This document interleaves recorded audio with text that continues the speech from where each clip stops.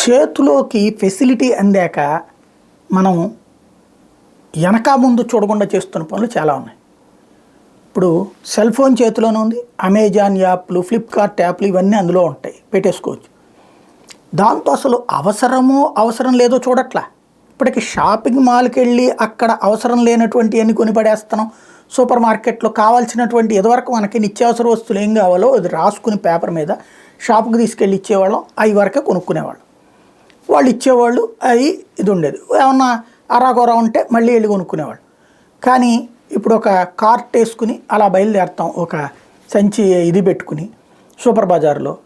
అక్కడ మనకు కావాల్సిన వాటిని తీసుకునే లోపు వందల కొద్దీ కనబడుతుంటాయి. అక్కడ ఒక ఆఫర్ 399 రూపాయలకే బాటా వాళ్ళ చెప్పుల టైపులో చూపెడతా ఉంటుంటారు.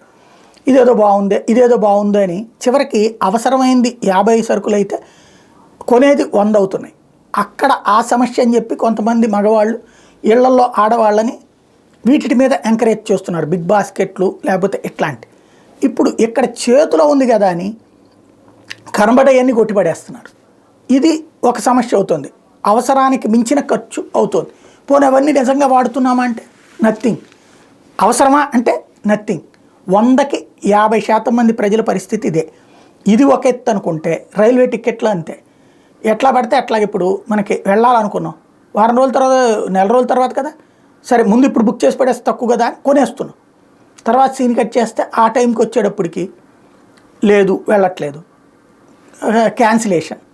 3 రోజుల ముందు అయితే క్యాన్సిలేషన్ ఛార్జెస్ ఉండవు, కానీ సర్వీస్ ఛార్జ్ వెళ్ళిపోతుంది. అట్లాగే ఒక 4 గంటల ముందు అయితే 50% మాత్రమే వెనక్కి వస్తుంది, ప్లస్ క్యాన్సిలేషన్ ఛార్జ్. ఏమవుతున్నది, మనం 1000 రూపాయలు పెట్టి టికెట్ బుక్ చేస్తే 300 వస్తుంది. ముందు రోజు అయితే 3 రోజుల ముందు అయితే 700 రూపాయలు వస్తుంది. బట్ ఇక్కడ ఈ మొత్తంలో అమౌంట్ వెళ్ళిపోతుంది. ఇట్లా మన యొక్క బలహీనత అంటే డబ్బుని గురించి జాగ్రత్తగా ఒకప్పుడు టికెట్ బుక్ చేసుకోవడానికి వెళ్ళి క్యూ లైన్లో నుంచునేవాళ్ళం, టికెట్ క్యాన్సిలేషన్ క్యూ లైన్లో నుంచునేవాళ్ళం.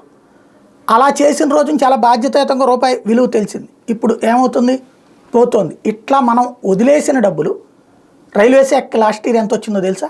2100 కోట్ల రూపాయలు. రూపాయి కాదు, 2 రూపాయలు కాదు, 2100 కోట్ల రూపాయలు. రాత్రి పగలు పని చేస్తున్నాం, కష్టపడుతున్నాం, సంపాదిస్తున్నాం.